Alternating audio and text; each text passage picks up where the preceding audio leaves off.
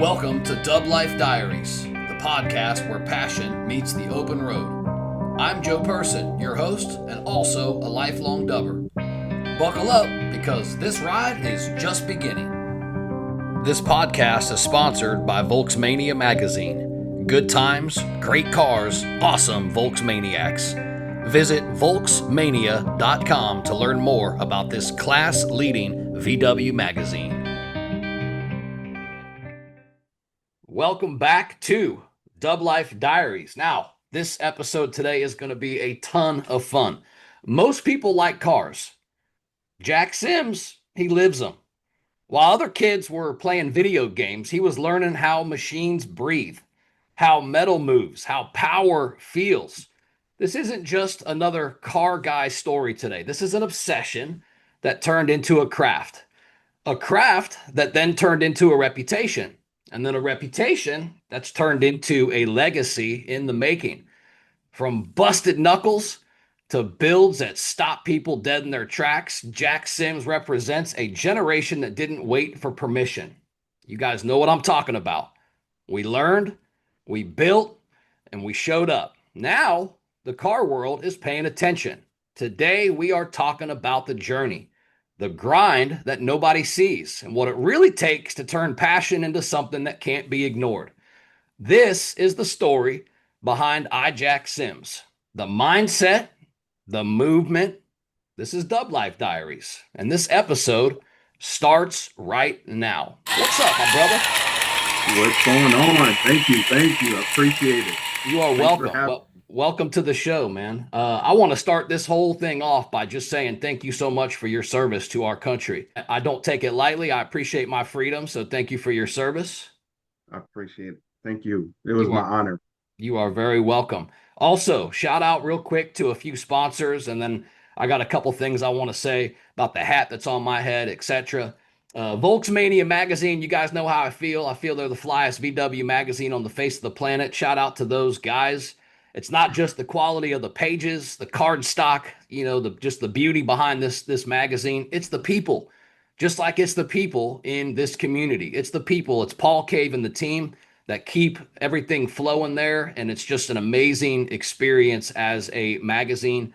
www.volksmania.com. You can use DubLife10 at checkout for 10% off of your subscription. That is only U.S. subscribers. Isn't that cool that I've got to say that? Because people all over the world are trying to use that discount code.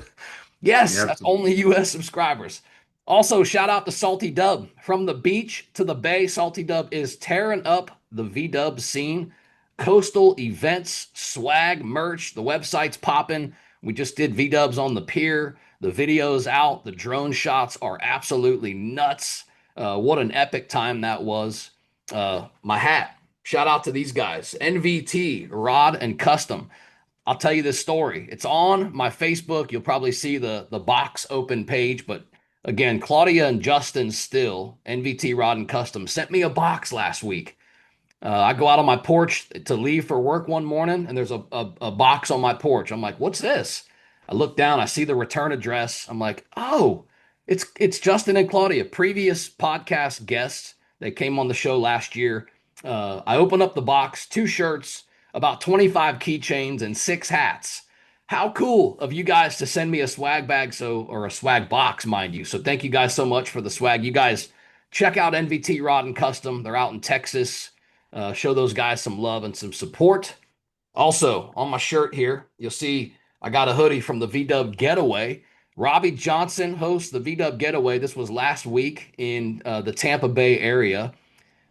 Cool experience for sure, because it's a whole weekend event. Now, it was crazy because we had record low temperatures. In fact, in the high 20s, it made it down to in Florida for these guys, that were out there grinning and bearing that weather.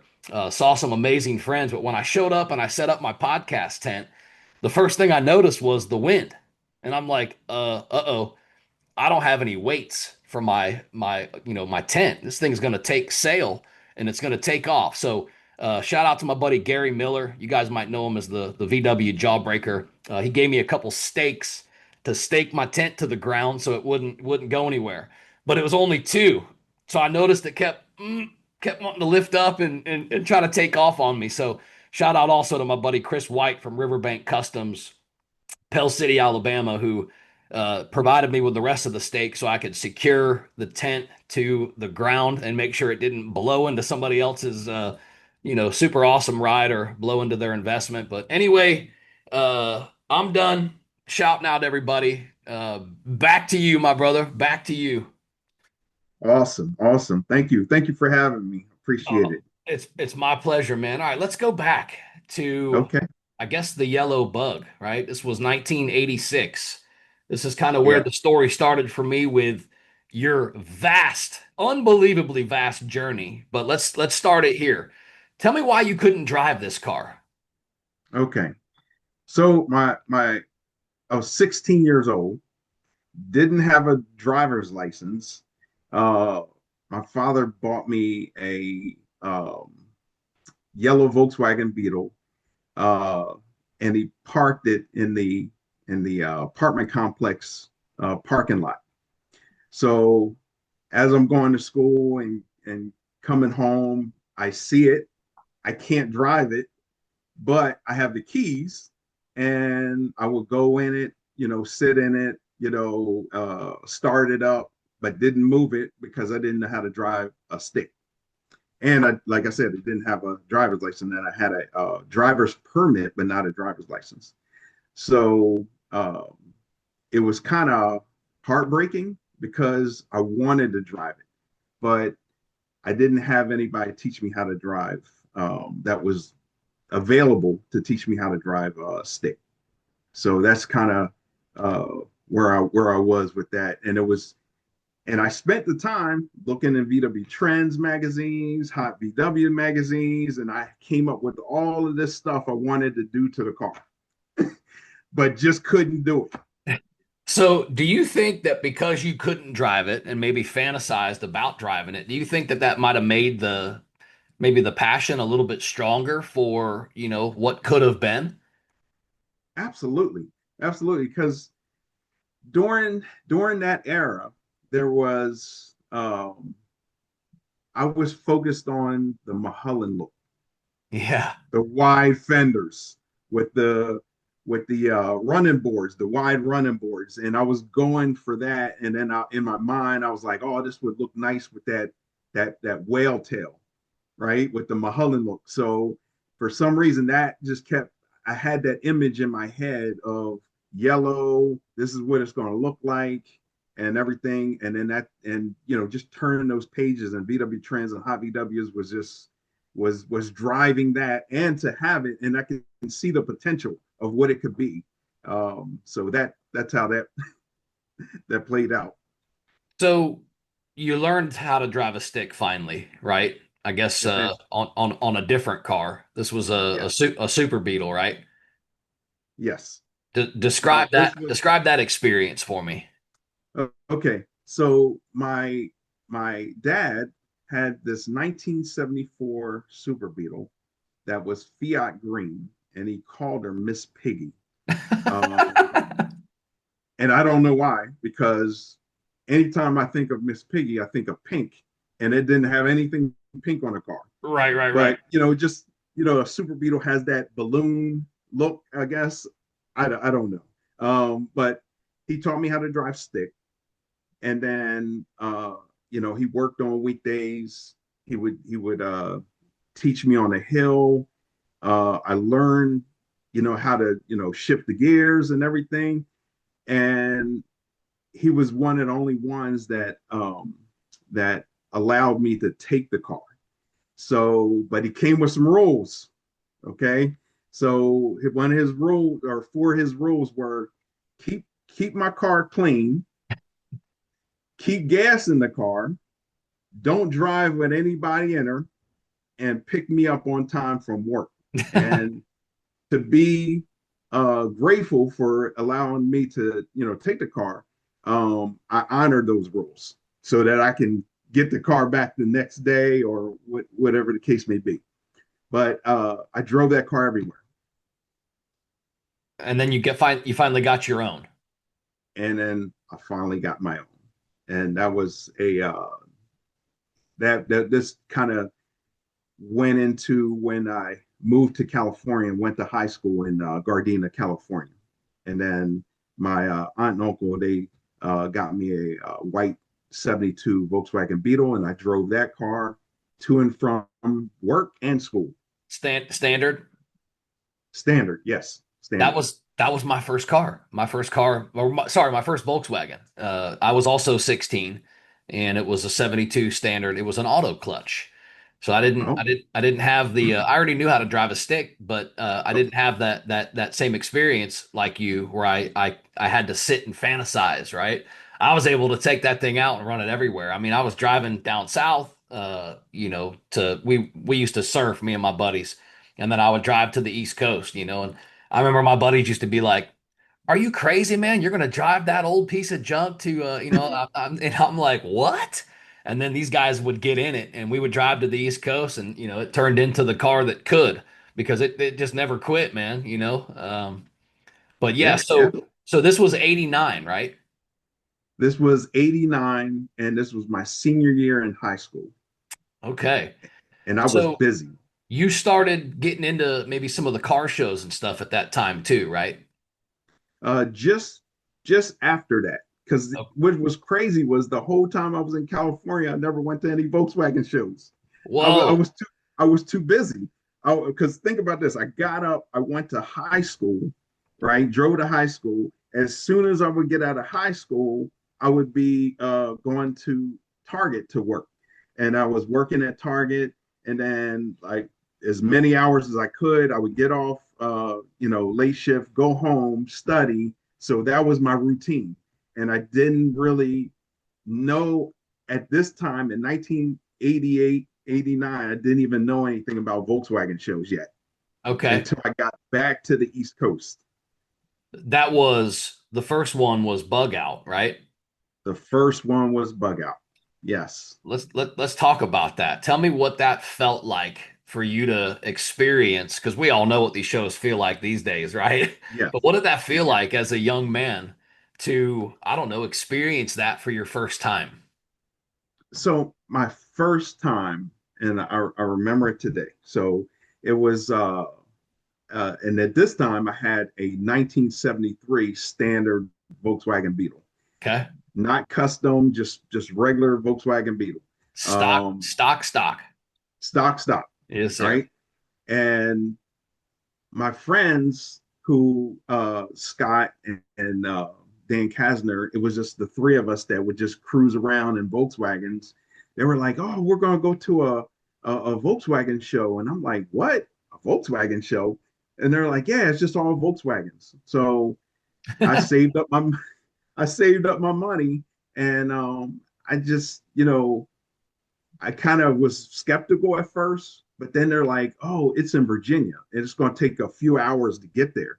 And then really, I was almost reserved of not going, but because we all kind of cruised together around town and everything, and I said, "All right, let's do it."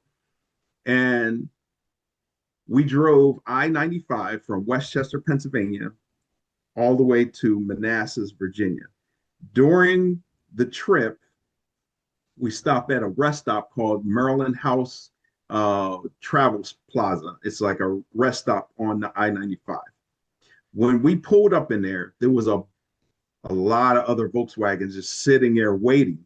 And then other Volkswagens were coming from up north, like New York, Connecticut, and everything. And then it turned into a caravan. Did not know this, right? So then we're driving. We take off at Maryland House Rest Stop and continue to drive down I-95. And now instead of about four or five of us, it's like 30 of us. And then, just talking about it, the hairs on my arm is sticking up because So to cool. have that feel, it's so cool to drive down I-95, a highway with a caravan of just all kind of Volkswagens. Heck we get yes. to we get to Bug Out, or this is the night before. So we get to the rest area, which is Econo Lodge, and you pull up in there. You're seeing vendors, show cars that you would normally see in magazines. Now I'm actually seeing custom Volkswagen cars, right? And we're just driving parking lots at these hotels. And then to me, this was a show by itself. And at that time, this was my first bug out. We uh we didn't have enough room for a hotel. So we slept in the parking lot. We created a wagon wheel with our Volkswagens, and it was warm enough, and we just slept in the parking lot. And we woke and we stayed up and we walked at that evening we walked all the hotels and everything, looking at cars. If you needed parts, you can get parts. And then when we slept, we didn't even need an alarm because soon as it was time to get ready for the show the next day, you start hearing the cars fire up with the stingers. So it was big back then in the 80s, Yeah, 90s was riding around with stingers, and you would I hear them remember. fire up, Yeah. and then that would wake you up enough, and then we would head to bug out, and then there's more cars, and then all of a sudden we pull up, and there's like vendors and racing. That was I never knew that Aircooled Volkswagens had their own race venue, and at bug out it was racing at Old Dominion Speedway. So It this was moment in time, it probably really started to take shape for you that you noticed or realized that the Volkswagen community was bigger than just your neighborhood or your town, right? absolutely. You started to maybe work on them too, right? In this timeline, you're a young man, you're starting to become mechanical. You had mentioned in your backstory about one of your neighborhood guys that was, pretty much the neighborhood mechanic that had helped you, start learning how to take things apart and rebuild them, right? Yes. So we had a few Okay. auto effects, Jim Burns, Tom's VW service, and also Dan Corbo, which was the maker of Honey, I Shrunk the Bus. But there was this one guy. He didn't per se had a VW shop. He had a trucking company, and my dad connected me with him, and I asked him if he can help me build the engine, and he's like, yes. Yeah, I'll help you build the engine. Now, keep in mind, he didn't have any Volkswagen stuff. He still had some Volkswagen tools and he used to be a Volkswagen mechanic, like Ah, back in the day. So, and I was kind of skeptical. I was like, okay. He was like, but you got to buy your own parts and use your own tools. yes, I remember seeing that. I thought that was interesting. What a cool thing to do, right? To have, I think all of us that aren't the best or the most talented or gifted mechanically would almost wish that somebody would stand over our shoulder and watch us do the work so we could do it ourselves and learn. I Yeah. say that selfishly because that's me. I'm not the best mechanic. I usually pay people to do the type of work that I want done because I just, man, I got a bad back and I could come up with all the excuses under the sun. I don't have time, etc. But the truth is, I'm really just not that mechanical, and it's okay. I still have the same passion for these cars as other people that are completely gifted and talented and mechanical. But I guess the point is, I'm glad that you got that experience to make or to have somebody stand over you and make you do all the work yourself. Yes. And he was hardcore. Let's put it that way. He was old school, hardcore, do what I say and listen to me. And I had to learn some life lessons at the age of 22, 23 years old. Yeah. Um, Let's touch on you some of the mistakes. Let's touch on some of the lessons. What'd you learn? What mistake did you make building that first motor? so like you said, you know, provide your own parts and tools. So I bought the parts, but he helped me to make sure that I purchased the right parts so I didn't waste my money. So I was thankful for that. When it came to the tools, he told me get some good tools, and I was just like I didn't know what that meant. I thought a wrench is a wrench, So I went to Pep Boys and grabbed some wrenches and sockets and everything, And then as I'm working on it, there was this one time where I had to, torque something, and I went to tighten it, and it broke and busted my knuckles, just like you said in the intro. That's And right. then he I saw that and in the then he story. and then he turned around and he was like, "Where'd you get them tools from?" And I was like, "Pep Boys." And he was like, "I was like, it's a auto place. You get tools from an auto." He was like, "That's not good tools." He said, so he was like, "Now go in my thing and grab the 13 millimeter and everything and bring it over here." And he was like, "And I look at that tool," and I was like, "It's snap on." It was snap on because he had a truck that would ride by and he would get his tools and everything at the time. Then I was like, "Man, I can't afford, you Right. know, I can't afford." I was like, "This wrench," I was like, "I can get a whole box." And then he taught me, it was like, "Yeah," he was like, "This is why your knuckles are bleeding right now, because you didn't listen when I told you to get the good tool." And he was like, "You don't need to get Snap-on." He was like, "Go down to Sears," right? And this is what I learned about Sears, right? He said, "Go to Sears. Sears has good tools that you can afford." And the cool thing about Sears is they had a program that if something broke, you can take the broken tool back and they will replace it for free. Craftsman. Craftsman, Sears. Yes. Yeah, And I buddy. said, "Okay." And he said, "Now take these tools, get them out of here. I don't want to see them again. We'll get you some good tools and then come back here the next day and we'll start working on this motor." Okay. Okay. Cool story. And we even had to talk about Sears. I'll tell you why that resonated with me. My first Beetle that I got in 1996, the 72 Standard, was on the perimeter of the Tyrone Square Mall parking lot here in Pinellas County, St. Pete, Okay. at a Sears Automotive Center. So, when you said that, I went right back to, those times. I actually changed oil to Jiffy Lube back in the day when I was just a young teenager. One of my first jobs that I got as a courtesy technician, vacuuming cars, and then, worked my way to a hood technician and all that fun stuff. But it was at a Sears Automotive Center where Jiffy Lube had rented a little space out of there. So yeah, Okay. man, cool. And I have the same experience. I had all the Craftsman, elite Craftsman professional tools for the same reason. You did anything, damage anything, mess anything up, they just replace them on the spot.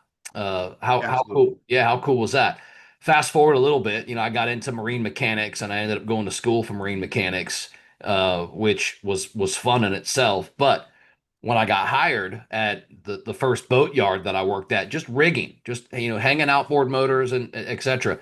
The Snap-on Okay. truck used to come, and Yes. the Snap-on truck got me for probably 200-300 bucks a week, man. It wasn't long before I was in debt to the Snap, but I had a beautiful tool collection. And I still do. I still do. I got a lot of tools, a lot of Snap-on tools that I still kept over the years. They don't get as much use as they should. But again, I just don't wrench that much. Okay, so in this timeline, you had talked about the Purple People Eater, and it's a 73. Is this the same 73 standard that we're talking about that you had gotten, or was this a different Yes. one? Yes. Okay. Yes. You end up chopping the top on this 73. Let's start there. Yes. Where'd the motivation come from to chop the top? The magazines. Okay, okay. And then where did People Eater come from as a name? So I I I so I didn't know what to call it, right? So I was just like, "Man, it's just purple thing, but thing is another type of Volkswagen." So I was Right. just like, I need a name. And I'm like, but it's bright. It was like a bright purple. And the color was actually pinstripe color that we bought enough of it to actually paint the whole car. It was a PPG, yeah. So it was the only, like, no one had that color. And so when the shop Auto Effects painted it, and I started out with that 1600cc motor, Hmm. the name didn't come till later, because then I having a chop top with a 1600cc motor, I felt like it needed some more power, Okay. right? So now here's where the the want more comes in. As my income increases, I want more for my Volkswagen, right? Like all of us. Yes. Yeah. So I went and I purchased a 1915cc long block, and then we put that in there and uh, did some other rework and everything, and then driving it, it just had some power, and I was just like, when you go from a 1600 to a 1915, you think you're on top of the world. Just that slight little, increase in power is Ah, crazy. yeah, it's a So lot for these then, little cars. yes, and then I was like, man, this car could, do some things, right? So then that's how it just came up, the purple people eater, because it was just fast. Because And you be eating up other people. yes, yes, Okay. So is this what started to give you the motivation to maybe get into to drag racing? kind of sort of. So, but before the racing came, I was going to car shows Okay. and I was winning trophies because I was one of the only ones when this kind of chop top started to come into the scene. And my chop top was different because everyone would do the complete chop. And then the chop top that was designed for my car was the wedge chop, where the pillars were angled forward. So it had a little bit of different look to it. Loved the car, was going to shows, getting trophies and everything. And then Dan Corbo was the one that kind of pushed me because I started going to the shows and we started going with him to the shows. And then the show cars would be on one side of the track, and then your drag racing are in the pit area on the other side of the track. And then we would never even see each other. So then he was like, well, you got this 1915cc motor. Why don't you, see what it can do on the track? Now, I spent all that money to get it custom. I'm not trying to wreck this thing, and I ain't never raced before. And he was like, "Oh, I'll help you, and teach you the way." So he kind of, helped me out. So at one point, it was going to Englishtown. We were going to Englishtown Raceway, which is basically a show and drag racing. And I'm like, I don't own a truck. I don't own a trailer. And he was like, "Oh, you can use my shop truck and trailer." So, and then he was like, "But you're gonna have to change tires," right? So it was like, bring it by the shop, I'll tune you up and I'll change out the wheels. And then you can use my truck and trailer. And me and my wife, we got together and we followed him to Englishtown Raceway. And instead of going to the show side of the track, we're on the pit side of the track, hanging out with Dan Corbo and Honey, I Shrunk the Bus. So, and keep in mind that Dan Corbo, his wife races too. So she raced Sandrail. So Cool. yes. So I got out on the track and started racing.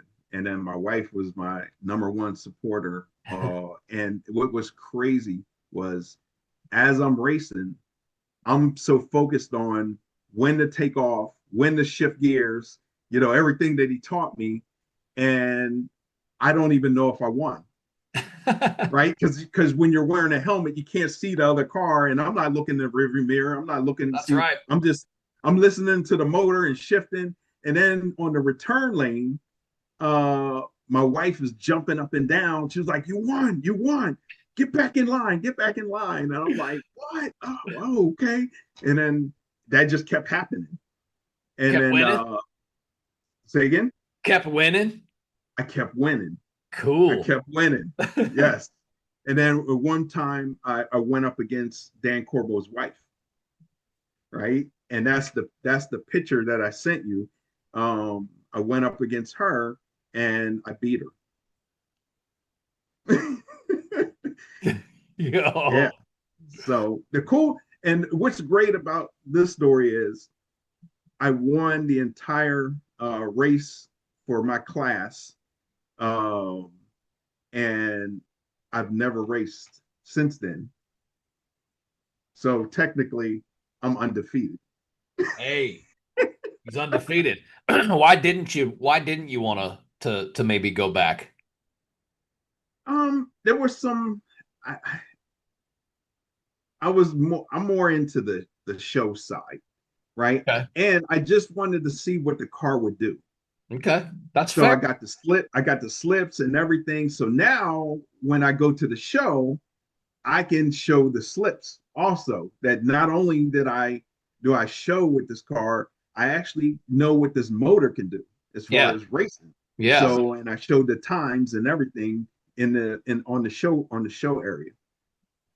In your story, you had talked about how you had multiple firsts all in all in a day. Let's talk about that. Bring me up to speed. How did that happen? So I got the car chop topped, right? It hasn't went to a show, right? I'm dating uh my wife, right? And our first date was bug out, VW right? show. This was VW show, a match made in yeah, heaven. match made in heaven, right? So this is my first time taking the purple chop top to a show, which was at bug out. So, and then we're cruising together, and the team at AutoFX, they came because they wanted to show off what they did to help bring them some business. And we, me and my wife, we drive the the bug as a chop top for the first time that entire distance with that 1915 cc motor in it. And we just had a blast. And yeah, so that was there was a lot of first there. First date with the wife at bug out, first time showing the car as a show car. So that was my first actually showing my Volkswagen, because all the other times I went, I was parked in the parking lot. And did you get press? Didn't you get press for the was the car in the newspaper at that time? Yes. So Daily Local News had a section, and what was crazy is I worked at Daily Local News. Uh, so Daily Local News had a section called Lifestyle section, and they put my put our my car up on this on in the front part of that section, and this was actually my father is actually in the picture too, and uh, my stepmom and my wife is in that picture as Awesome. well. So Yeah. it was just a and it was a gathering, and that picture actually depicts Volkswagen Ego, which was my first club that I found myself and a guy named Melvin Sharp. We founded, and I became the president, and we just ran with VW Ego, which stands for Everybody's Got One. Ooh, I like that. That's unique. Yes. All right, so let's fast forward a little bit then to 94. Ooh. Ooh, I know this was this was tough, right? To step away, but let's talk about this. What happened in 94? Okay. So 94, life happens. So I joined the Navy. And during the time that I was in training for the Navy, um, still had the purple people eater. I wanted to change out my engine from a 1915 back to a stock 1600. I Okay. got I got tired of the tweaking carbs every time the weather changed and everything. I just wanted to drive. At this point, I was like, I enjoyed the show scene. Now I'm still want to do the show, but I just want to drive. I just want to drive without tuning carbs. So I went to a shop, and the deal was uh, they can have the 1915 cc motor. I just need them to build me a 1600 stock motor. Plus, I gave them $700. So they get the the the build up motor, and I just want a stock motor built. During that time frame, the Navy called, and I had to rush to my ship out in Cartagena, Spain. And it was up in the middle of the night. Got to go, plane ticket, take off. right? Whoa. So during this time, my wife and my dad was contacting the shop, and they took advantage of that, uh, me not being around, and they basically said that they put a lien on the car, and because they couldn't get in touch with me when my Oh, wife, yeah. So yeah, that was heartbreaking. And being young age, I didn't know laws and all this stuff. So I just trusted what they said. So I basically lost the car. Come to dang. find out that when I contacted Harrisburg DMV, that it was not transferred. It was still in my name, and no one All you put gotta a do is lien on it. report it stolen. So that's what I did. I Yeah. reported it stolen, and then, but the car was gone. Matter of fact, I knew they repainted it like a burnt orange color, like a metallic orange, and then I saw it one time in the behind the shop, and then after that day, I never saw it again. Dang, man. Yes, What a story. yes, So you're in the Navy now. You step yep. away, you step away from the VW world for a little while, right? I did, I did. That hurt. I bet. I bet. I did too. Having kids, starting my life, starting a career, all that stuff. I hate to even admit this, but you probably relate to it. I didn't really have time for hobbies. It was like I had my Yes, youth, I had my childhood, I had my early 20s, but when life started to happen for me and I started to, have other people in my world, like my kids, it was almost yes, like, you had your chance. Now it's not about you anymore. Now it's about them. So I, yes. I stepped away for a long time too. Your break lasted what, 10 years? 10 years. Mine was Yep. probably close to double that. So Wow. yeah, so I get it, man. I understand. But let's touch on this. How hard was it to step away? It was hard because It was your whole I world. You were it was racing and it showing yeah, and yeah. and I had a binder with all my pictures, with my race receipts and everything. And even while I was in the Navy and I was on a ship, I had that binder with me on the ship. And one of the hardest things was to talk about and show pictures of your car and not have it.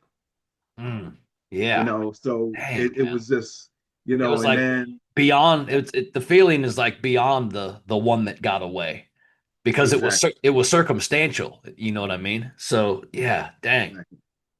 The Navy though. Young man, giving up your hobbies, shaping your life, your career. How did the Navy, essentially shape you as a young man? Let's talk on that. Well, okay. The Navy has structure.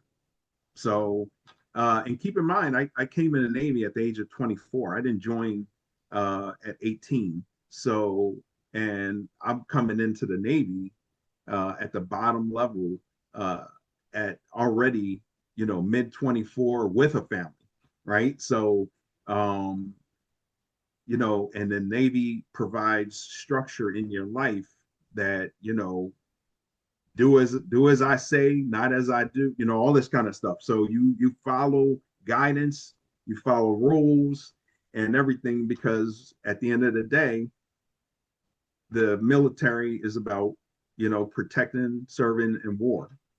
So, and then I grew up instilling that part of my life has become part of my life as I got older. Being in the service, still having this passion for Volkswagens, like you said, showing pictures and really not being able to, have the car essentially. Do you think that feeling over time, over that, decade, over that 10-year period, do you think that it made the love for Volkswagens kind of grow stronger? Because it's almost like you're talking about the one thing you can't have right now. You know what I mean? Yes, yes, Yeah. yes. So it did. Yeah. Yeah, I bet. So, So you got back into it though after yes, I 10 did. years. So Yes, let's I fast did. forward a little bit. What was it like getting back into the scene after taking 10 years away? it was it was good. Now keep in mind, fast forward 10 years, kids are a little bit older, right? So now I got teenagers, right? And my wife, we she pushes the Volkswagen thing. She's a pusher because she loves it just as much as I do. That's awesome. Um, and I just happened to see this one 67 Volkswagen Beetle in Florida. Now, this was the time we lived in Mayport, Florida. And I had the money. And I was just like, I'm going to get this thing. Right. I was like, the price was right. I was like, but all I have to do is look at it. And somebody else, the previous owner to this white 67 Beetle, when I met him, he was just starting his life. So he had a wife, brand new kid, and about to buy a house and couldn't afford having the Volkswagen as a hobby. It was garage kept. He was like, I'm not doing anything with it. It needs to go to somebody who's going to do something with this. So me and him talked, and I can tell he didn't want to let it go Oh, what a because even though I paid him and we're signing the paperwork, he's still trying to talk to me, and I'm ready to take off in this thing, yeah, yeah, and yeah. he's like, oh yeah, it's take care of it, and everything. He's like, and I'm like, okay, I got it, I know it. Yeah. She's in good So hands. She's in good hands. it's I'm just in out of good here. hands. Yeah, I yeah. got it, trust me. So And getting I back into trusted the him. scene, tell me what'd you recognize? What changed? Maybe what didn't change? 10 years is a long time. Technology, all kinds of stuff changes. The scene's evolving. Certainly it's evolved now today, probably way past what both of us have probably ever expected it to do. But back then, what did you immediately recognize about the scene? What changed? That it's it hasn't stopped, right? Because during the time I was in the Navy, I didn't go to any shows. I didn't know that this thing was worldwide, right? Right. So even during the Navy, when I went to Mexico, right, uh, on a port visit, I'm seeing Volkswagens everywhere, and the Mexican Beetle, they were using it as taxi cabs and everything. And when you can even in Cozumel, Mexico, you can rent Volkswagens, sand rents, and just drive them around. It was just crazy. I was like, man, so it's just kind of so now I'm like realizing that this is a little bit more than just shows, right? This is family. So I moved from Florida to Maryland, and I link up with a club called Strictly VWs, and it just grew from there. So now I'm older with my own car, with a little bit more maturity, a little bit more money, and I'm linking up with a Volkswagen club who is already established, and we're doing big things, right? And then with a little bit of my motivation and drive, I'm pushing the club even further than even they knew. And this is during the time when the Samba was actually my MySpace, not even Facebook was in existence. This was Oh, MySpace I remember and MySpace. the Samba. So we were promoting and advertising. We were like, okay, the Samba has a section where there's shows. So I'm finding all the shows and pushing the club to go to these shows. Because back in the day, in the early 90s, you didn't have internet. You knew about shows by flyers or word of mouth. Flyers, big in the 80s and 90s, because you're right. Yes. Internet was not something. But you touched on family a second ago, and now I want to touch on your family. Now, Yes. you and your wife, you guys met in elementary school, right? Yes.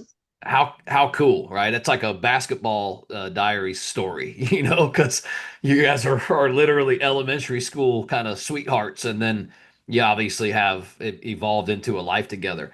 At what point in your life, in your relationship, did you guys realize for each other that, hey, this is the one?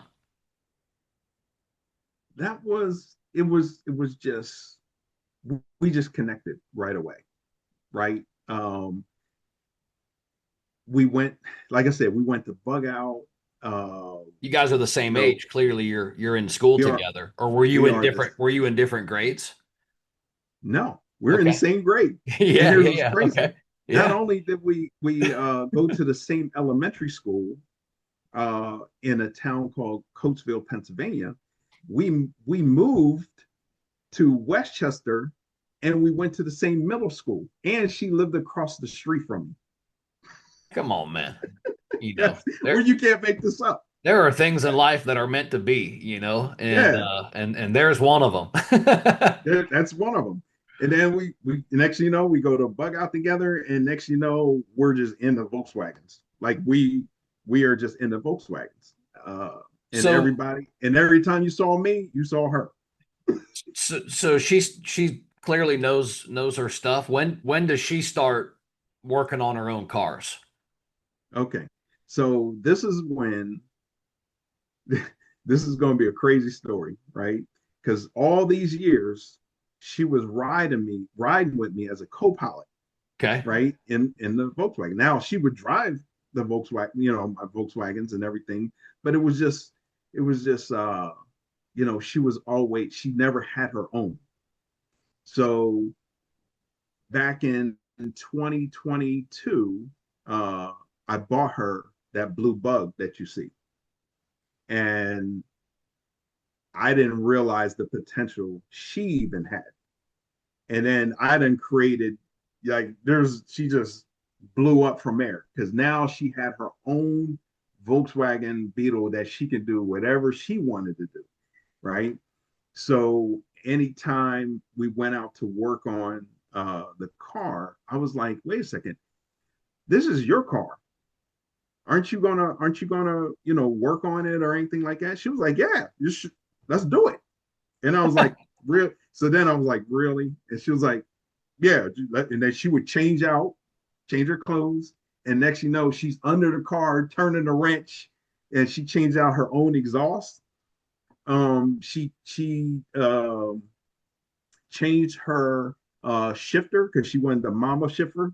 And I was like, oh, you're gonna do it? She was like, yeah, just give me the tools, show me what I need to do, and I'll do it. And I was like, wow, okay. And I'm now keeping in mind, this is exciting to me, right? Sure. So I give her the tools and she does it and then everything. And then there was this one part, and I actually have a video for this.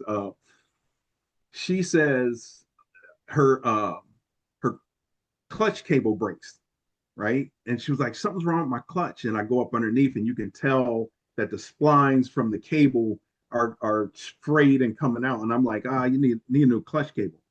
And I go to order it.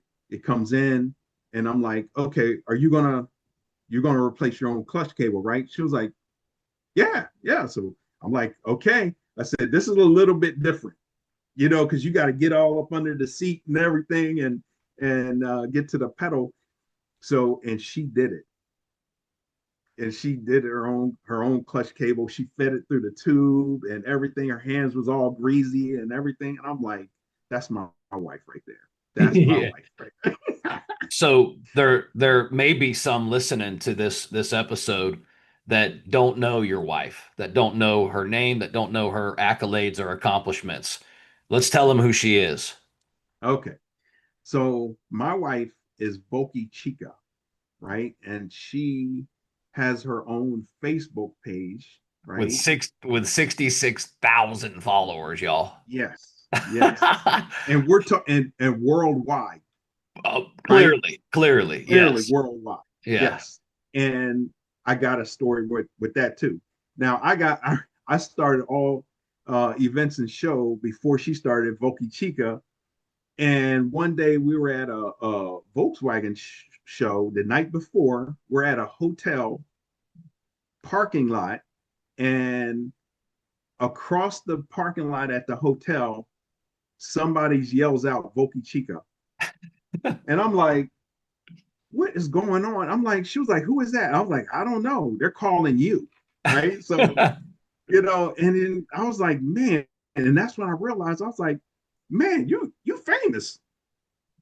You're famous. People calling you that you don't know, and they came over and they're like, oh man, I want to let me take a picture with you, I and love it. uh I love it. and then it just took off from there. And VolkyChica became VolkyChica. And yeah, and what an awesome thing. Now, people see you guys, they see the page. If they're new to the community, they might not know. What do they say when they find out she actually really knows her stuff? Their jaw drops. So I we we bet. go we, we go to shows, and people used to automatically assume that her car was my car. And then the people that knew that that car is her car, they would ask me questions about her car. So That's the even though I stigma knew of right that's the of stigma, yeah, ask the the guy. men and women Yeah. in and around automotive. Yeah, yeah, So I would I would purposely tell them, I don't know. It's not my car. Ask yeah. her. Ask her. Right. So It's like then I would, empowerment at the same time. It's also kind of annoying because you're like, it's hers, man. Ask her, right? yes. Yeah. So then I would fade back. They would go ask her about her car. And then when she starts explaining about what then they still would automatically assume that I'm working on her car. And she goes, no, I work on my own car. And then she goes, the exhaust, I replaced the exhaust. And then she starts talking about all the mechanics and everything that she did. They're looking at her like, and then they look at me and I'm like,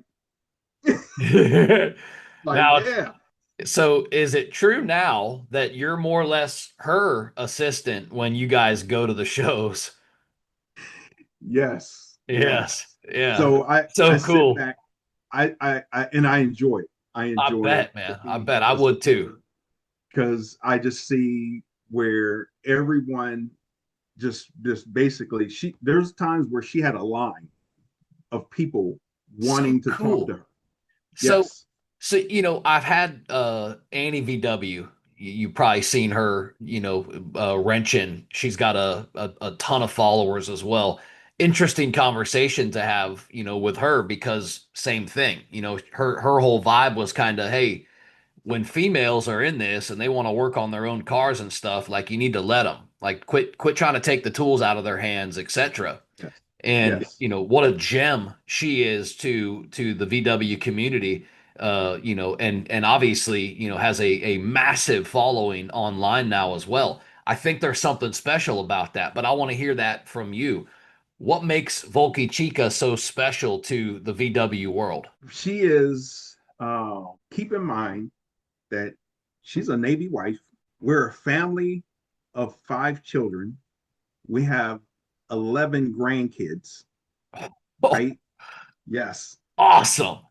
And she is Voki Chica, and she works on her own car. I mean, this is just you get the full package, right?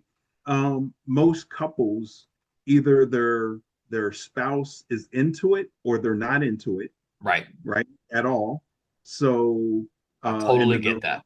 the spouses that are kind of into it, they're not into it like Voki Chica's into it because she even pushes me to You said she's a pusher. she pushes me to work on my own car and to get the parts. And then to her, because keep in mind we're empty nesters, so all our kids are grown and moved out and they got their own families, so it's just me and her and those 3 Volkswagens. She calls them babies. They're her babies. So when we pass the garage, she'll talk to them. She'll be like, all Oh, right, baby, it's gonna get warm and we're gonna take you out to the show. And then she'll look at my car and be like, I'm sorry, baby, he needs to put you back together. So it's a love. It's a love and it's family. you guys have been coast to coast. You mentioned a second ago that you started all events and shows. We'll touch on that here in just a second. But being, going coast to coast, having, seeing the culture, if you will, across the nation, even across the world. Let's just talk about the U.S. for a second. Do you think that there's a difference between East and West Coast? There is. There's Okay. a difference not only between East and West Coast, but your Midwest and Mid South. The vibes are different. So I just recently posted on my page uh, an accurate map of the regions and the subregions, breaking them down. And then when I look at the map, I realize that there's some clear distinction between the vibes Yeah. between East Coast and West Coast. Yeah. So So yes, Big absolutely. Biggie and Tupac were onto something. Yes. So where is the West Coast the wildest shows? I would say uh, they all have their different vibe. They have the wildest shows because uh especially like El Prado, right? So there's no comparison. El Prado is just huge. SoCal Week is just huge. You got the West Coast has all of the mainstream vendors and Yeah, everything over there, and they're not impacted by weather, right? that's big. So that's big. That's So big. it's all your big stuff is over there, and honestly, I don't even know why they call it SoCal Week. They need to call it SoCal Month because that entire month of June for 3 weeks they go non-stop hard. Between the Empty open house, and there's a bus show. There's a DKP has cruising. Yeah. You got El Prado, you got camping, you got all this stuff happening all around the same time, and we don't have anything to that level here on the East Coast, and I haven't seen anything to that level in the Midwest or the Mid South. So let's touch on all events and shows. You started all events and shows. Where was the motivation behind this? What made you want to start, something like this that is a kind of a go-to for finding, all the events all over the country? It was 2020, and I was just like, I was sitting there, I was like, man, where, you know, I got my bug. I'm in the Midwest, and where are all the Volkswagen shows at? And then the Samba just kind of turned into a classifieds page. Right. So some of the data kind of got old. And then I'm like, okay, where are we at? So then, I'm like, okay, everybody's on Facebook. Okay. So, but you know how hard it is to try to find a show when thousands of clubs and coordinators have Facebook pages, some have Facebook group, Yeah. Yep. some are private, some are public. The Yep. ones that are private, you can't see anything until you join it, and then I'm spinning wheels trying to figure. I'm like, man, there just needs to be one place where you can just get to all the Volkswagen shows. And then it just dawned on me. It's like, well, if everybody's on Facebook, why not just have one place where you can find all events and shows, right? So I created, but I did a little bit of research to see if somebody else out there was doing it, and then nobody out there was doing it. So I was like, oh, okay, well, let me start it, and that's how it got birthed. And I spent, and keep in mind, I'm still in the military. I'm spending hours a day digging into other club event pages and other events and private and joining. So I have joined hundreds of private club pages and event pages in order to pull out the shows and all the events, and then to put it into all events and shows web page group. Now, did you expect it to get the traction that it would? I did not. I did not. I actually did it for selfish purposes at first. Right. right? For me to see where everything's at. And I used it to consolidate the information. I'm able to extract it. Now I'm a little bit of a computer nerd. This is the nerd part is going to come out, right? So I extracted from Facebook, uploaded into a CSV file, and then converted that over into an Excel spreadsheet. Okay. So my wife and I were sitting there. She was like, "Well, what shows we're going to?" And I'm like, "Oh my god!" For me to sit there and go through all of it, I was like, "I need some way to see all the shows and where they're located and what times there are, so I can figure out whether we're going to hit south, east, west, or wherever and hit these shows." So I use Microsoft Excel as my tool to sort all the shows and see where they're at so that we can take off for like a month, and then every weekend we'll just hit another show, and every weekend we're at a show. So So that's cool. how I did it. And I was like, man, this is actually pretty cool. And that's how we end up. And I actually we took off. I took 20 or 30 days off work from the Navy, and we just went around and just was hitting Volkswagen shows up north, down into Ohio, uh, and then we obviously recapped with one of our original shows, which was Bug Out, and that's where we met and sponsored D-Note. Oh yeah, yeah, yeah, yeah. Cool story. He told that story when he came on. What an Yes, interesting guy. Great story, great background. The whole West Coast scene, the vibe there. I felt that super strong. Having him on made me feel awesome to relive. Man, I'm a yes, 90s. I'm a 90s. I'm born in 77. So yes, 80s was young. 90s was my youth. Uh, Boys in the Hood, yes, straight out of Compton, all that, man. That's my whole youth. So, and then the whole yes. the whole Kobe vibe and everything too, man. It was what an awesome guy. And then let's be real, the songs, the music, This, it's so awesome, man. He's talented, he's super good, and the music is awesome. I love the lyrics and it's just so relatable and man, yeah, man, what a joy. so do you know that his last song and video, Wags Come Out, I'm actually in it. Are you? No, I Yeah. didn't know. That's And cool and though. I'm at like 3 minutes and 3 seconds, right? And I'm actually in it. I'm gonna check it And he's out. got he's got lyrics for me in it. And he goes, iJack Sims rep folks on the East Coast. Yeah, cool, And I'm cool. in the video. And my wife's in the video too. Yeah, yeah, he's awesome. That's super awesome. Let's fast forward a little bit now. Take me to the Dubs on the Lake story. Oh yeah. Yeah. Yeah. One of our stops during our big trip that my wife and I took was Dubs on the Lake. Um, Now, leading up to there, I was promoting.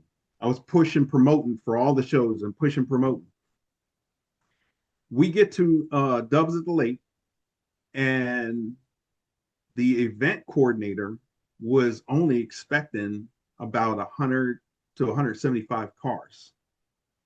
We're already parked there early, right? And cars just kept coming, right?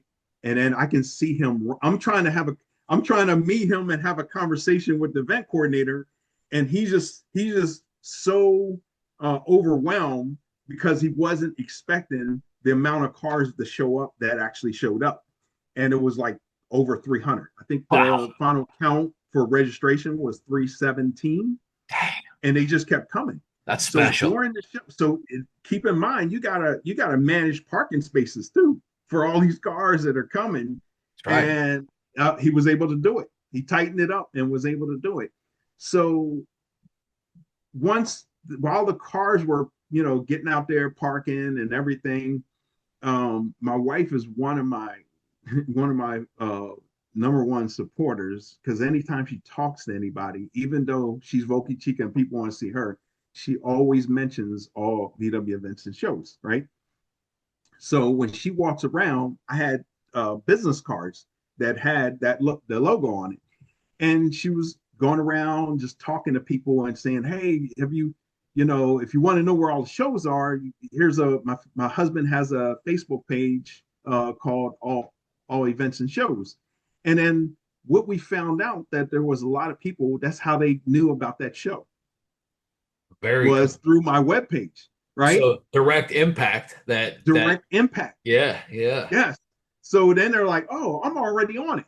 I'm already on here." And then the ones that weren't on there, they would immediately send me a invite, and then I would approve their invite on the spot. So keep in mind, out of all my members that are on there, and every event that is posted on there, I approve it. I'm the one. I don't just automatically let it go, because I gotta manage the bots, the computer bots out there. So I actually manually hit approve for each one of my over 7,000 members. Wow. Cool. Yes. Super cool. Now you have seen a lot over time now in your travels. You had Yes, mentioned sir. something in the timeline about visiting Mofoco. Let's talk about that. So during the time living up in Great Lakes, Mafoko is in Milwaukee, and it's not that far away. How cool would it be from a shop that was from the 70s that we saw in the magazines Right? to actually go to the shop, right? So that's what we did. We drove up there, and it they haven't moved. They've been in the same location since the 70s, right? So cool. And the dad that owned it has basically released the shop to the sons. So the sons of the founder and owner to Mafoko runs the shop. So while I was up there, I was wanting, you know, had had some money. If you got money, you got to spend it on Volkswagen, right? That's right. So I was And, like, until how there cool ain't would none left. until there ain't none left. But then you figure it out. You go get some more, and then That's you just right. keep dumping it in your Volkswagen, right? That's right. So I was like, how cool would it be to get not only a motor, a transmission from Mofoco, right? So it's historic, and the kids who grew up under their father's leadership build it for me, right? So that's what I did. I had them build a freeway flyer to marry up with my 2276 long block that I had them build. Now, keep in mind, I didn't want 2276. I only wanted a 2110. I just wanted a 2110, That's a but monster. it is. But what happened was I was like, man, I don't want a 2276. I just want a 2110 cc motor, strong motor. And he was like, well, somebody backed out of a deal. Oh, And he's like, look, I already got a long block that somebody backed out of. And then he sent me the specs, and I told him, I was like, man, I don't want the 1:4 ratio rockers. I just want a driver. I'm not trying to race. I'm older now. Those days are gone. I just right. want a driver. So he was like, well, I'll put whatever cam you want in it and everything, and rockers or whatever. So he kind of toned it down. So I got 125 rockers, and I got a nice mild cam to build a drivable 2276 motor. What's it feel like? I've been in some of the 22-ish cars. Some of them built nasty high octane fuel, and they're actually kind of scary in a Yeah. in a in a Beetle.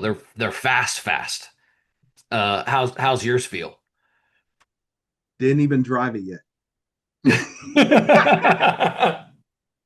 so so so it got burned in, tested, and everything.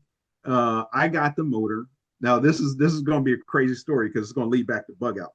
Okay. So I got the motor, and we're in Great Lakes, and my wife is like, you need to finish this car because bug outs coming up and I don't want to go to these shows and now and she's even excited because she got her own car and we're just like we're going to be husband and wife with our own cars showing up at shows. So she's even more excited and she's more pushing.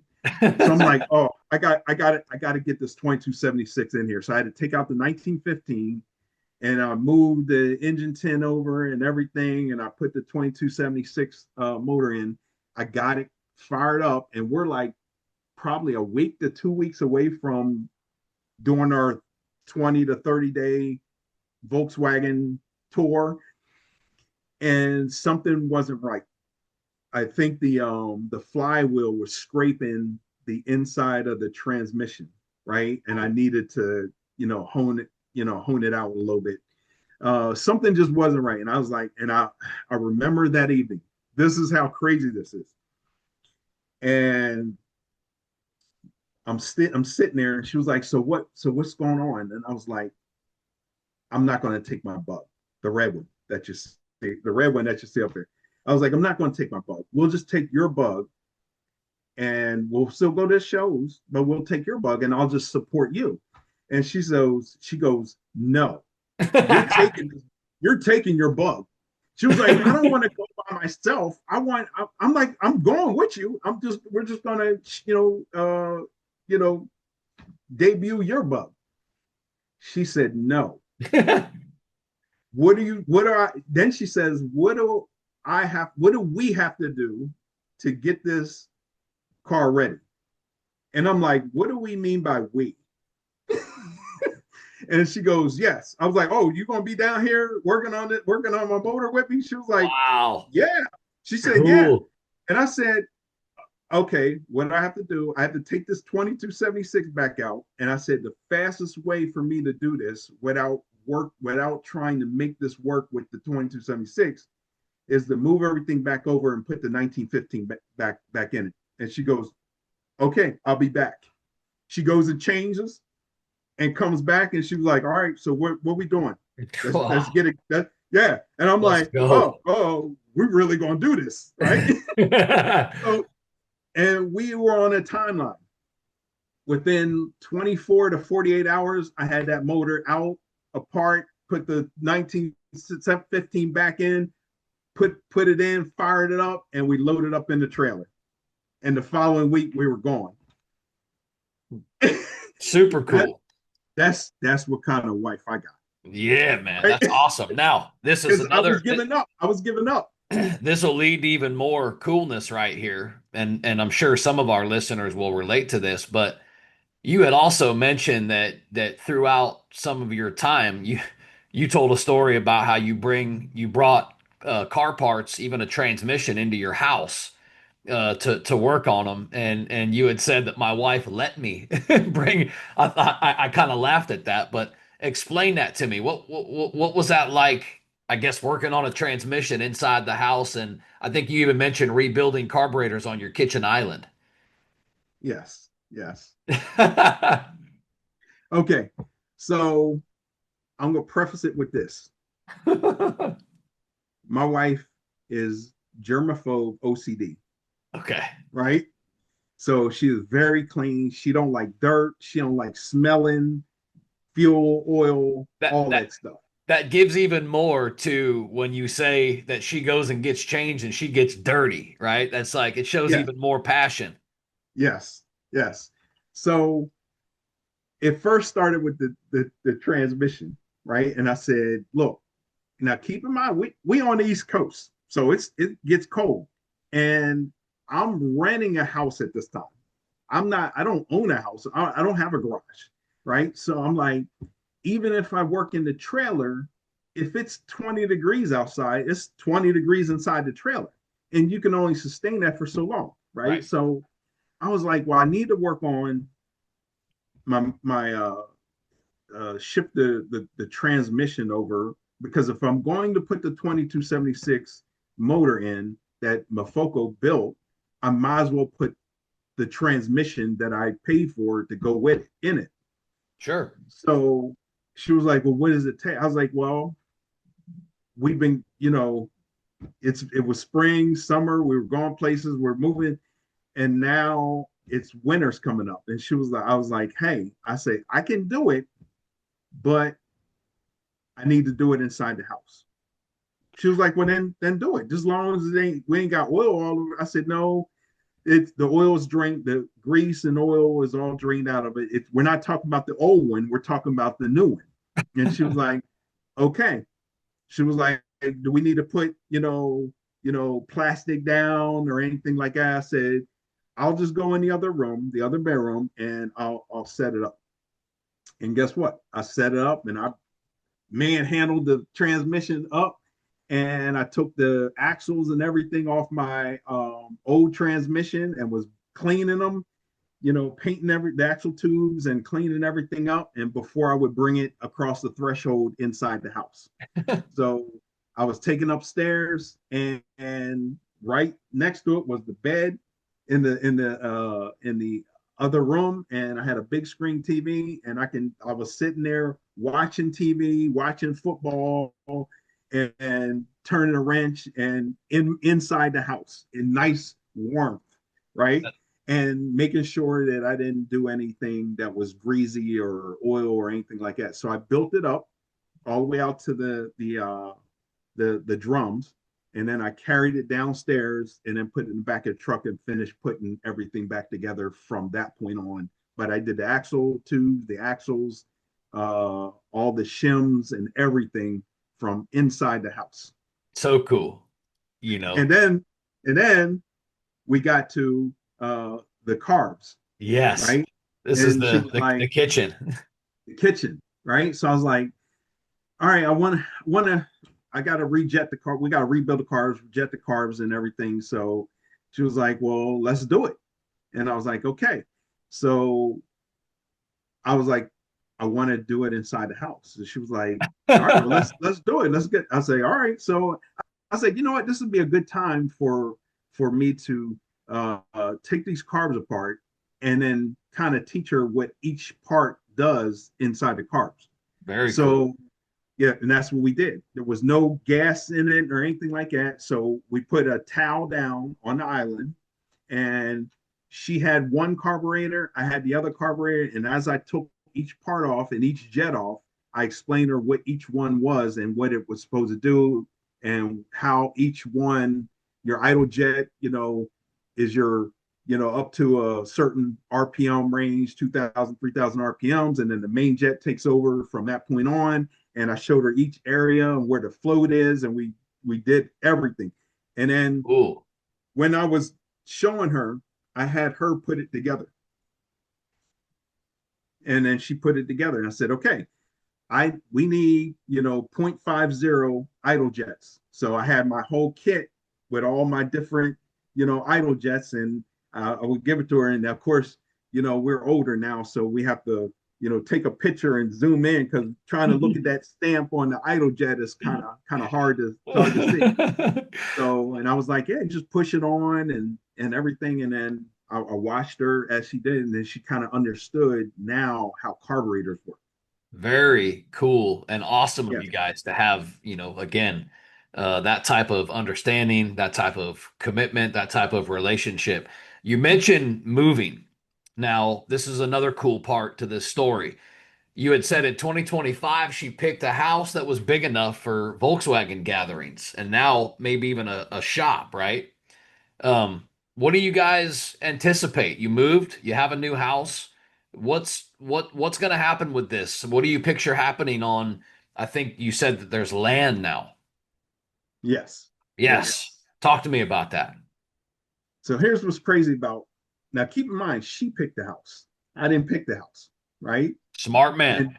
And during the process of her picking the house, normally the guy is focused on the garage, right? I don't care about the rest of the house. I just care about the garage. That was her number one. I need enough land so we can have Volkswagen events in our yard.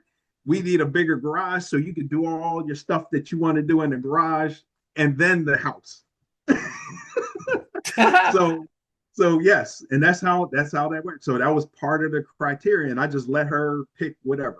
and she picked this house that we're in now, and it has a 2.5 car garage. That's how big it is. It's like 24 by 24. It's huge. I fit Awesome. the I fit both bugs and the bus in there, and still have room to walk. Oh yeah.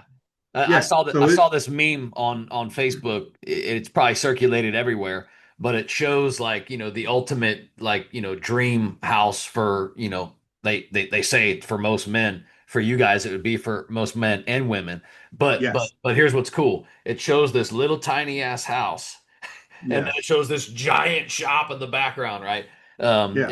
I kind of smile, and I have that envision when I hear you talking about this. But yeah, man, that's awesome. That really is. We got a fenced in backyard, and our vision is to host like an event, RSVP obviously, because of the space, and then host an event where she cooks, uh, Puerto Rican rice and beans and all that kind Mm. of stuff, and I'm Oh on the yeah, grill, let's and go. my trailer's huge, and I just purchased a projector, a short throw projector Okay. that we can, and then all I gotta do is like build a fire pit. I want to put I want to build or put a 2 car garage back there that's kind of out of the way, and then just have some Volkswagen gatherings there.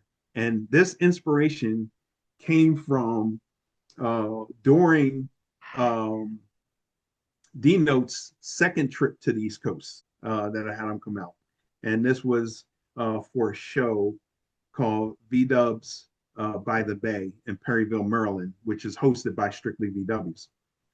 Um, Dino came out, and the day before, we have some friends up in New Jersey, Volky John and them, and his wife. Their backyard, they have show cars. Let's put it that way. They got the notchback show Mm. car. I They love got that car. the bug, the super Beetle. They got clean classic like cars, right? And they invite us to their event in their at their house, and we go, and their backyard is like it was like the oasis for Volkswagens, right? His garage looks like a magazine garage, like this is AI. You know what I Yeah, mean? Like I'm just standing in it. yeah. He's got the surfboard with stickers and John. I mean, he just got. I mean, just everything. And I'm like, man, this is nice. He got a bar out in the back, where they grill. They got the tent over, and I'm just sitting there like, man, this is nice. I want to move in, right? And I'm like, man. And then, you know, he's and me and Dino sitting there and my wife, and we're just like, man, this is cool.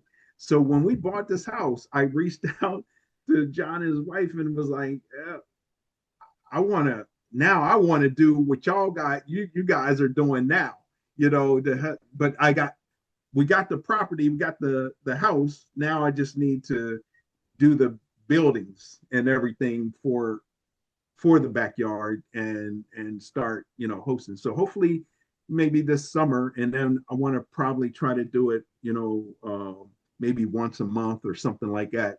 Cool, man. But All we in just time. have a little All in time. RSVP. Yes, The field of dreams. If you build it, they will come.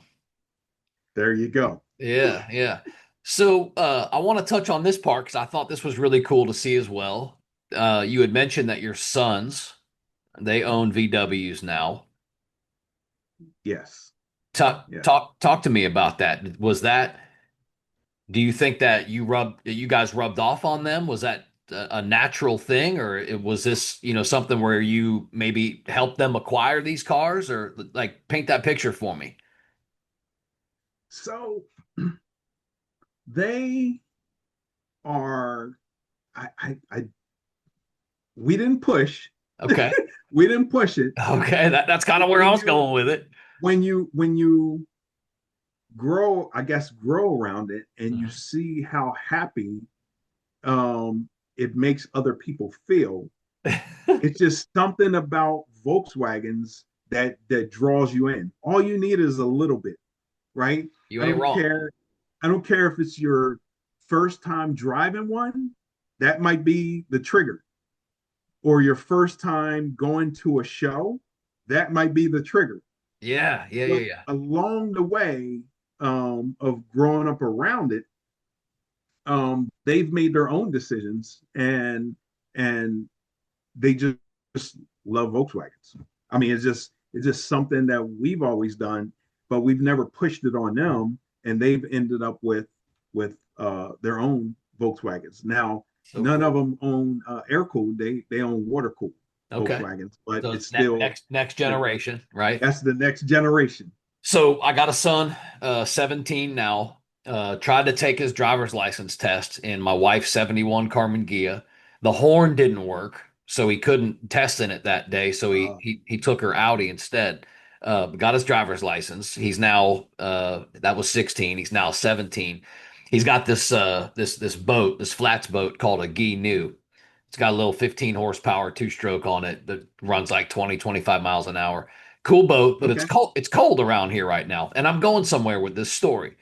okay. Couple weeks ago, he comes to me and he says, "Hey, Dad, I got this guy on Facebook Marketplace. He's trying to trade me this sand rail for my boat." I went, "What? Sand rail? You mean a Volkswagen?" He's like, "Yeah." I'm like, "What?" Not forced. Not forced, right? Not forced. Not Yeah. forced. Not forced. He's interested. And I'm like, dude, that is so cool. I'm like, why? He's like, what do you mean? They're awesome. I want to ride in the Skyway event. I want to be in a sand rail. I want to feel the wind. I'm like, yo. So yeah, I feel that. I feel that. But let's touch on this because I think this is important to hear from your perspective. Why does the Volkswagen community last through generations? There, Volkswagen. There's something about here. It's hard to explain. There's something about Volkswagen, right? And it has to do, to me, for me, it has to do with the history. Volkswagen has been the underdog from birth, right? They're introduced from a time of war, Hmm. right? And it wasn't supposed to make it. This car wasn't supposed to make it. It was introduced during a time of war, and this was during the era where poverty and recession and war, and then other people were interested in big cars. Like the new theme was the bigger your car, the more successful you are and everything. And Right. then this Beetle just comes into this market and it's just like, what is this thing? But it was affordable. What, $2,200 or $2,500, Yeah, brand new. even brand new. Right. Yeah. Yeah. So, and then people started buying them.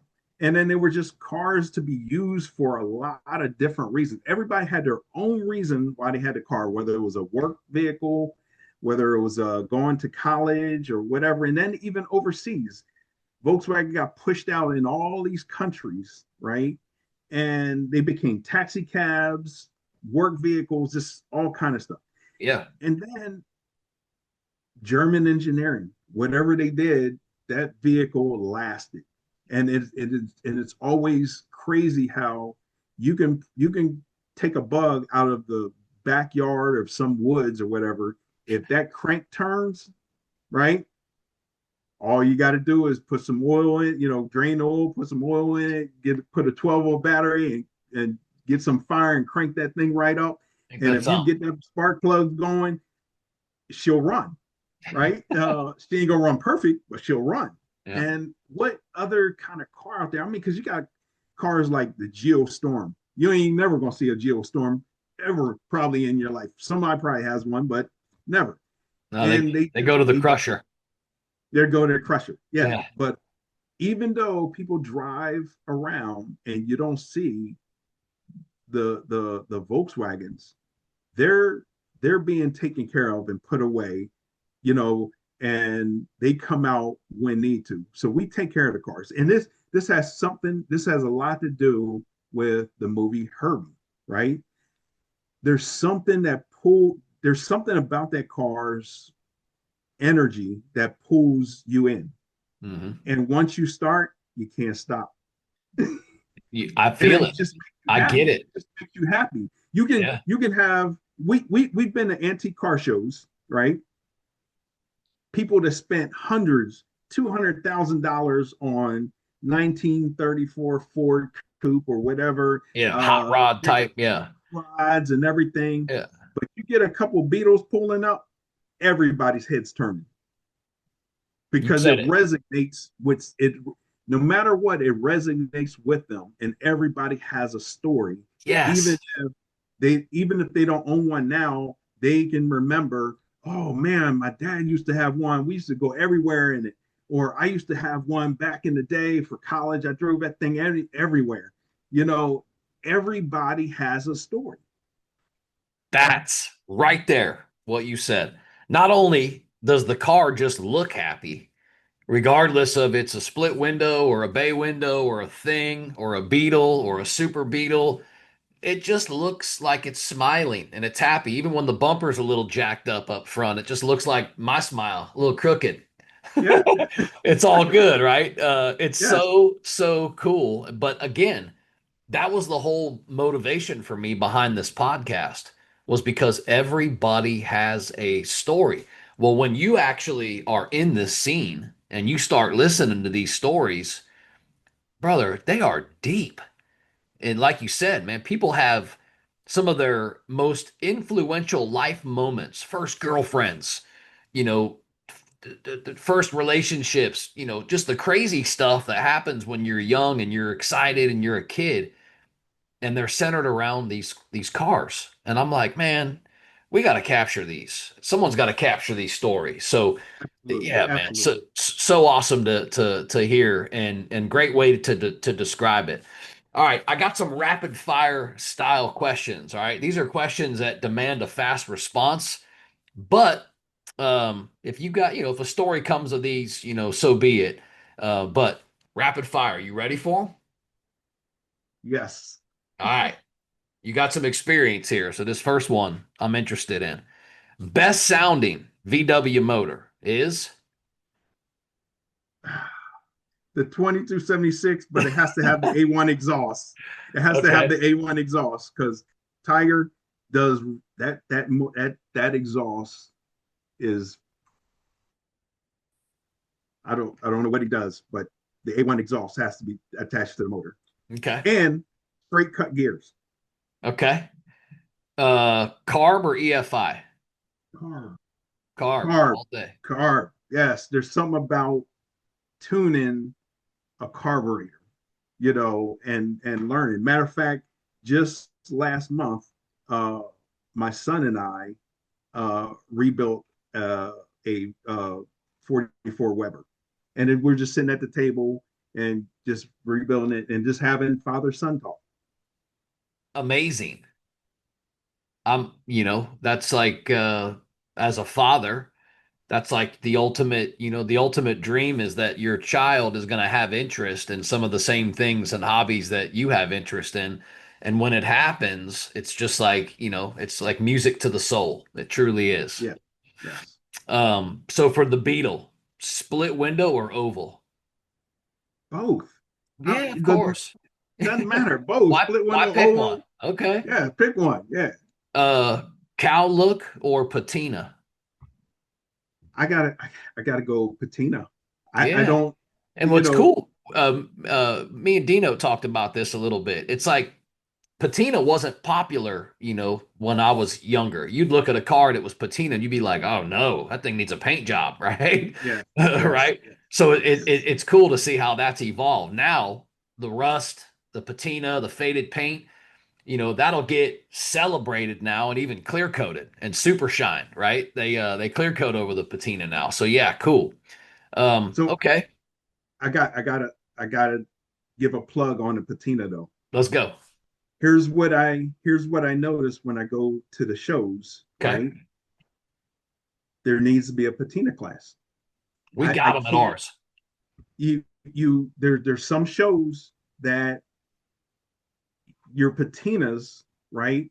If they're going up against a split window, oval window, that it's not going to win, Right.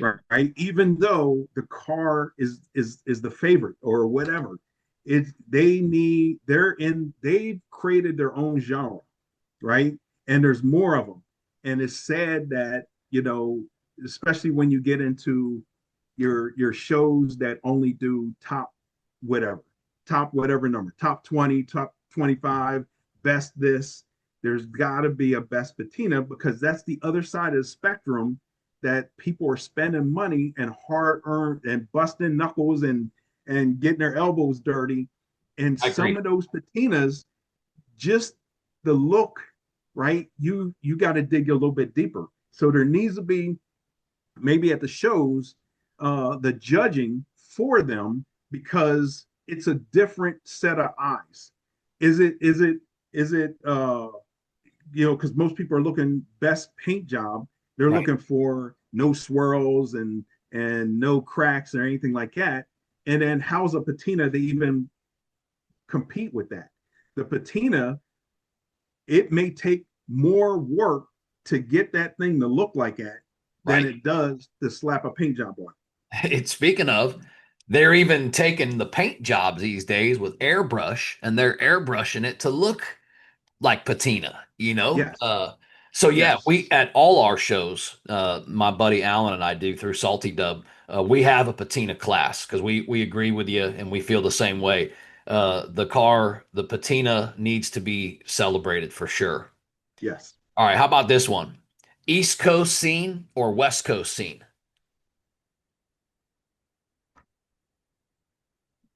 There's, it depends. It depends. I'm not going to answer that question. You're not going to capture me into one You side ain't or gonna pick a another. side. That's I'm not going funny. to pick a side, Yeah, that's and funny. we can't miss the middle. No You're miss. division. No division. Yes, That's funny because I've got a story that just made me think about something. Years ago, I had ended up in Alabama working for an HVAC contracting business, and it's my first week there. I had bought a house there and everything, and right outside of Montgomery in this small town called Millbrook. And I go to Montgomery Airport, connect in Atlanta, fly out to Texas for some training. And on the way back home, it'd been 5 days since I'd seen my family, etc. And we get to the Atlanta airport and we notice that our layover is like 6 hours from now.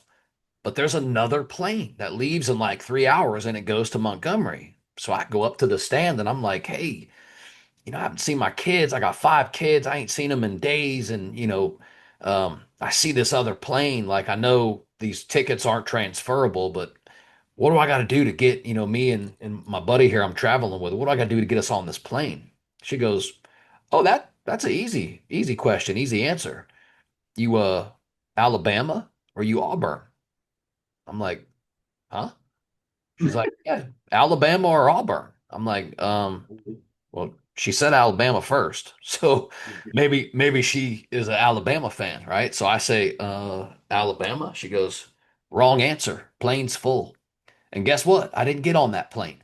But I wow. realized at that time, from that moment, I never picked a side again when we discussed football teams there because in the South, in Alabama, because there's no NFL team, you got two teams in that state. You either are a Tiger or you are Roll Tide. Yeah, And brother, if you pick a side, you better be committed to that one side or the other because it comes with repercussions. So I yes, understand not picking a side. I used to say this all the time when they would ask me, I'm from Florida. I'm a Florida Gator. And they'd be like, "Oh, okay, well, we're gonna walk the dog on your Gators," and I'd let them just talk their shit and get away with it, whatever. But yeah, yeah, from that moment, I learned I never picked the side again. So I understand yeah. that. All right, how about this one? Dream VW that you don't own or haven't owned just yet. Notchback. Hey man, I'm with you on that. It's my favorite actually. It's evolved to my favorite air-cooled Volkswagen. And I Yeah. say this, some people don't understand it. They don't even see how I see it in this, but if you take like the version of the notch and you just look at the front, the lights, the front fender, you go down the side, you look at the rear, how the rear kind of sharpens up toward the back brake light. It looks like a little miniature micro machine version of a 57 Chevy Bel Air to me. Some people say, Okay. I "Oh see it. yeah, I can see that." Other I can people see have it. argued and say, "I don't see that." That I love that car. I don't know Yeah. what it is, but it's as I've met all these folks and I've had so many folks on the show. We've had so many people coming to our car shows and showing off their rides. That car, the notchback, has evolved to my favorite, absolute favorite air-cooled Volkswagen. Have never owned one. You want to come say hi? Well, come on. Hi. This is Hello. August. Say How what's you up. doing? Up. He's up here. How Yeah, you this is my doing? this is my 6 year old. Now, Okay. honey, will you hand me that piece of art right there on the bottom? I'm gonna show you what this kid's favorite thing to do is, and then I've got just a couple more questions for you. All right. Okay. Oh, He okay. draws. Split He go. window. Yeah, you might see on my Facebook. Now that we're connected, when we go to shows, he's an artist and he's in art classes, but he sits down at the shows with his art book and he'll sit down in front of his favorite cars that he picks and he'll draw cars for people, and then he goes up to them and he hands them their drawing and he goes, "I want money." Yeah, that's That why. that's awesome. That's Yeah. all. Hey, hey, that's Hey, awesome. yeah, Hey, it hey, is. he's got to build his own. That's Yeah, right. it's got to That's come right. from somewhere. So we were in Sanford, Florida, at the VW show there my buddy Jason Davis puts on. And to my surprise, first person, "Oh, you want money? Oh, hell yeah." They give $5. Next person, $20. Next person, $10. I'm like, dang, August, you He's making an money. entrepreneur. But I Yes. lost it. Yeah, well, we'll tell that story too. So he's keeping this money in his pocket. He gets up to like 35, maybe even $40 in cash. And then we're, 2, 3 hours later, we're getting ready to leave. I say, "Hey, buddy, where's all your cash?" He's like, goes and checks his pockets. He dropped it. I just stuck the lips. That's I'm all right. sorry. That's all right. Oh, All right. Say bye. Bye. All bye right. bye. We're Nice to wrapping meet up you. here. Just a few more minutes. All right. Say nice to meet you. That's Okay. awesome. That is Yeah, man. awesome. The next Yes. generation. So yes, the next generation for sure. So back to the notch, my favorite as well. Super, super cool that you feel that way. Any reason why in particular? It's it's different, right? It's just there's just something about it that even it just when you it's like going to a regular show and seeing Beatles. Beatles are different, Yeah, right? Because of the shape and yeah, everything. sure. When you go to a Volkswagen show, notchbacks are different, Super right? different. Yeah, And they're rare, yeah, they are. right? So they're just something I about never would have thought either by the shape and just by looking at it that that car would have just struck me the way that it did. Because I knew about a notch, the Type threes, my whole life, but I yeah, was never yeah, really that attracted to them until I started really understanding our culture and our scene. And now it's my yes, favorite car. I've never had one. Don't know that I'll ever get one, because they're rare. same, Yeah, because they're same. rare and they're super expensive, but it's my favorite. So I can dream with you. All right. All right. How But about this I one? was lucky. I was lucky to get that bus. Yeah, That bus. Yeah, I had a bus for a little while too. I had a split 67, um, 13 window. It was beautiful, but I didn't want that smoke when it came to the restoration. I mean, I got quoted 75, $85,000 to get that thing back to, and I'm like, hold on. I wasn't ready for all that. I want something I can enjoy tomorrow, right? So Yeah. I ended up selling it, to somebody that put a little more time and could.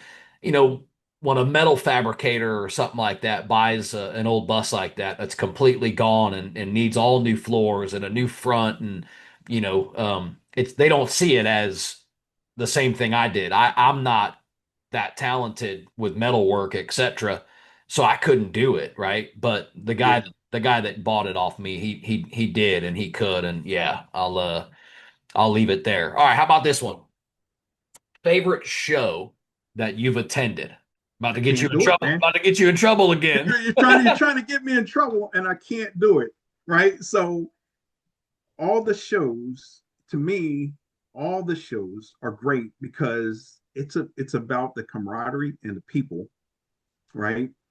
Of coming together. And one of the things, every show we go to is great because when we pop our tent and we're at the shows, our tent becomes what you get two for one. We show up as all events and shows, and you get VolkyChica, right? Our tent becomes Comedy Central, right? We're in there, we're under the tent telling stories, Oh, cool. just all kinds of stuff, and we're laughing, and our by the end of the day, our cheeks are hurting from just smiling and laughing and everything, and then we're just going at it. Next, time goes by fast, and I enjoy it, but I do have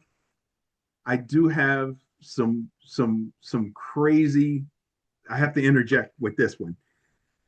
Up in Chicago, there's a club called Volchos Club Chicago. I have never been around such a group of people that go hard non-stop, right? Volchos Club Chicago. Normally a club has an event and you do the event and you go home. These guys don't stop, right? To the point where you want to quit.